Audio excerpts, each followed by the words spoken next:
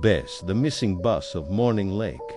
In the spring of 1986, 15 children and their teacher boarded a yellow school bus for what should have been a simple field trip. Stick.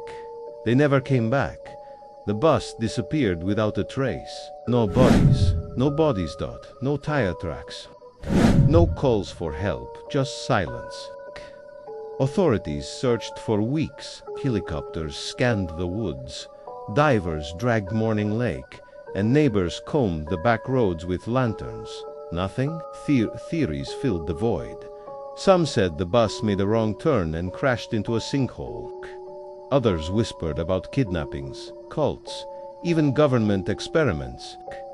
But no proof ever surfaced. Morning Lake became a wound that never healed. Families grew older, clinging to photos of smiling faces that would never age. The story turned into a local legend, a warning told to kids who dared to wander too far into the forest. Then, 39 years later, everything changed. Last week, a construction crew widening the highway hit something buried deep beneath the soil. When the backhoe pulled away, the sun glinted off rusted yellow paint.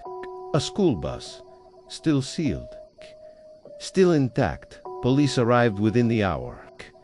The emergency exit was forced open, releasing a sour, earthy smell. Inside, the air was heavy with dust and mold.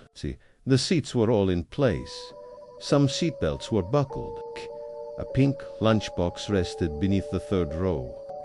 A single child's shoe sat on the back step, covered in moss. But there were no bodies. The bus was empty. At the front, taped neatly to the dashboard, was the class list, written in Miss Deloney's familiar looping handwriting. 15 names, ages 9 to 11, Kit, and below them, in red marker, "We never made it to Morning Lake." The handwriting was shaky, that the ink was fresh, and the brand of marker hadn't even existed in 1986. Forensics revealed more impossible details. The tires carried clay from hundreds of miles away. The bus's odometer had been reset. The metal frame, despite decades underground, showed patches of paint that looked new. As investigators worked through the night, one deputy wandered deeper into the forest behind the dig site. His last radio transmission was a single, panicked phrase: "I see the lights," then silence.